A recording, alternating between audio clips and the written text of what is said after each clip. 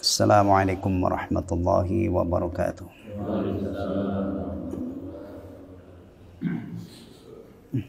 Innal hamdalillah nahmaduhu wa nasta'inuhu wa nastaghfiruh wa nastahdihi wa natubu ilayhi wa na'udzu billahi min shururi anfusina wa min sayyiati a'malina may yahdihillahu fala mudilla lahu wa may yudlil fala hadiya lahu wa asyhadu an la ilaha illallah wahdahu la syarika lah wa asyhadu anna Muhammadan 'abduhu wa rasuluhu la nabiyya ba'dah. Insyaallah pagi ini kita akan mulai dari surah An-Naba awal juz 30 ya.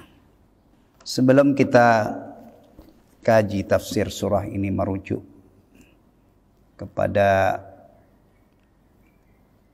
tafsir Syekh Abdul Rahman As-Sa'di rahimahullah, Ana tambahkan beberapa hal yang terkait dengan surah An-Naba ini sebagai pengetahuan tambahannya. Sebenarnya tidak penting-penting amat, artinya kalau seorang muslim tidak tahu apa yang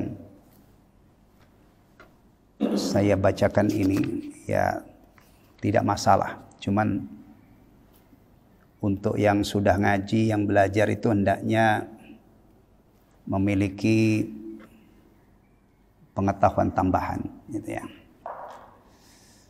Di setiap ilmu itu ada pembahasan-pembahasan yang sangat rinci. Ya. Hampir di semua ilmu. Ya. Tajwid misalnya. Tajwid itu kalau dibahas secara mendalam, merinci gitu ya, itu juga kita temukan pembahasannya yang sangat dalam, sangat rinci. Nahwu juga demikian. Juga ilmu Al-Quran. Nah, itu juga ada penjelasan-penjelasan yang sangat luas, yang sangat dalam, sangat rinci, ya, yang alhamdulillah itu tidak menjadi wajib untuk kita ketahui. Kalau seandainya kita ini diwajibkan untuk mengetahui setiap ilmu itu secara detail dan rinci, ya, kita ini pasti akan memikul dosa-dosa yang sangat banyak. Atau kita hanya menekuni itu saja, habis umur kita, nggak ada amal yang lain. Ya, alhamdulillah agama ini mudah, simple. Nah, ilmu yang dituntut, wajib diketahui itu sebenarnya tidak banyak. Nah, yang wajib diketahui oleh setiap muslim dan muslimah. Tapi alhamdulillah karena kita ini sudah lama mengkaji, hendaknya yang ngaji itu punya maklumat yang memadai, yang supaya tidak kaget. Syukur-syukur bisa menjadi wasit. Karena kadang-kadang orang itu berdebat, bertengkar satu sama lain, yang ternyata dua-duanya itu bisa dikompromikan, bisa digabungkan. Kadang-kadang seperti itu, ya.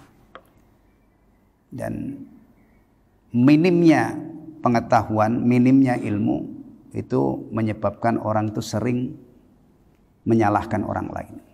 Qillatul ilm, minimnya ilmu itu menyebabkan mudah untuk menyalahkan orang lain.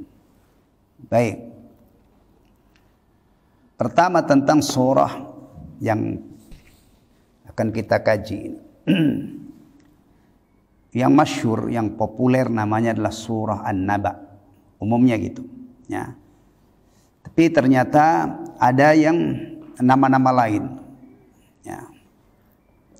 Seperti misalnya ada yang menyebut surah ini surah Amma, begitu aja. Suratu Amma. Seperti misalnya Imam Al-Qurtubi dalam tafsir beliau, suratu Amma. Ada yang ditambahkan kalimat sesudahnya, surah Amma yatasaalun.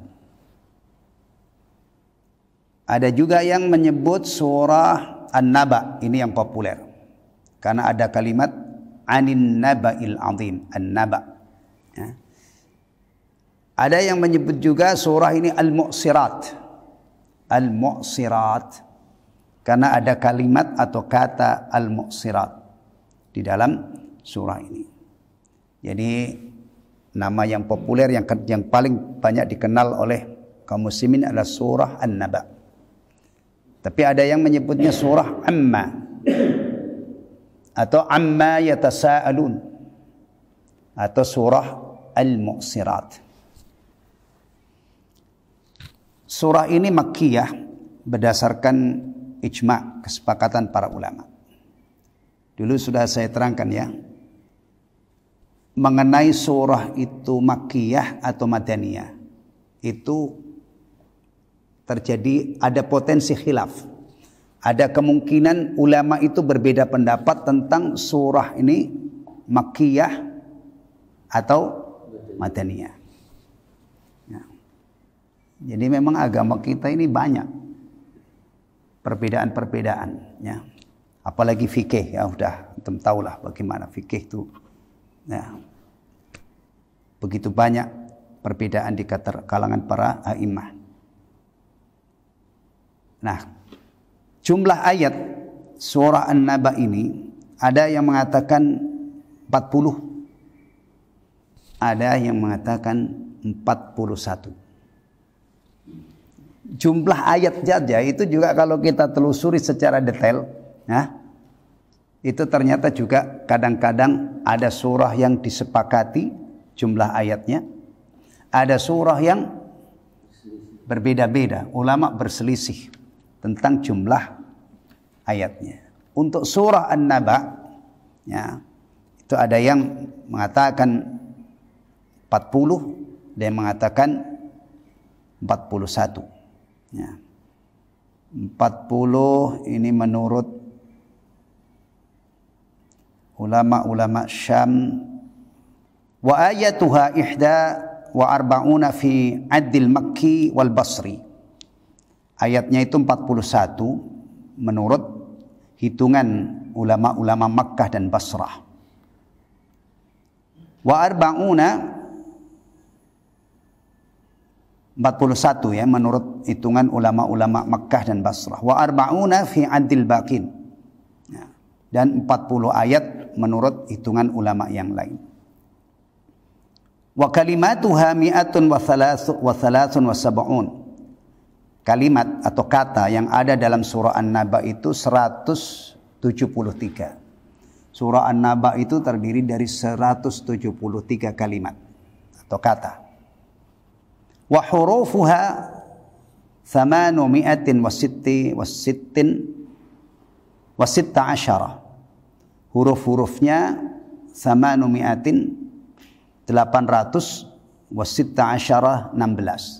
816 huruf. Hari ini ada nggak orang yang sempat-sempatnya ngitung itu? Nggak ada. Alhamdulillah ternyata nggak usah ngitung, sudah ada. Jadi kalau hari ini ada orang menjelaskan sesuatu detail itu bukan ilmu dia, mengambil dari penjelasan para ulama terdahulu. Kalau orang sekarang itu umumnya baca Quran saja itu kalau ada orang mau mati atau yang sudah meninggal. Kalau nggak ada itu nggak ada baca Quran. Iya, yang paling banyak Quran itu dibaca untuk melengkapi suasana duka. Kalau orang lagi happy, lagi sehat, umumnya nggak baca Quran. Tapi dulu itu sudah ada ulama yang sampai dikasih semangat oleh Allah ngitung huruf Al-Quran. Nah, semua ada rujukannya. Ilmu Islam itu dahsyat. Nah, jadi kalau ada orang menjelaskan Islam itu hanya ngomong aja, ngomong. Tidak punya maroji namanya, tidak punya rujukan. Ya, bisa dibayangin itu betapa rapuhnya. Tapi kalau orang misalnya belajar akidah, merujuk kepada kitab akidah. Belajar fikih, merujuk pada kitab fikih. Ya, merujuk kepada para ulama, ya, dia akan dapat ilmu yang kokoh, yang rasih, dan kadang-kadang dapat yang di luar dugaan, luas banget, detail banget, ya. Nih, ada kitab namanya Basairu Dawit Tamyiz. Yang nulis namanya Fairuz Abadi. Dalam kitab Basairu Dawit Tamyiz, surah ini dinyatakan Makkiyah. Menurut ulama Mekkah dan Basrah jumlah ayatnya 41. Menurut yang lain itu Bati Syam, dan yang lainnya itu 40 ayat. Kalimatnya ada 173 kalimat atau kata, huruf-hurufnya 816. Sampai huruf saja sekali lagi ada yang sudah pernah menghitung dan itu dibukukan. Berarti kita yang belakangan ini tinggal baca, ya. Sampai berapa huruf surah ini, berapa ini, bahkan seluruh Al-Quran itu berapa juta huruf juga sudah ada yang menjelaskan. Ya. Tapi kadang-kadang jangankan sejauh ini gitu ya. Nah, kita dalam arti umat itu baca Quran itu nggak bisa. Mudah-mudahan ya ini nanti kondisi membaik, karena sekarang itu alhamdulillah ada geliat yang sangat menggembirakan. Baitul Quran banyak, ya. Rumah-rumah tahfidz banyak, alhamdulillah.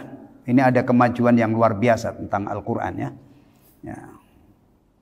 Kemarin saya baca itu di mana itu ya, pesantren Quran, apa namanya itu? Ya, alhamdulillah mewisuda 800 sekian santri hafid 30 juz. Alhamdulillah, ini menggembirakan ya.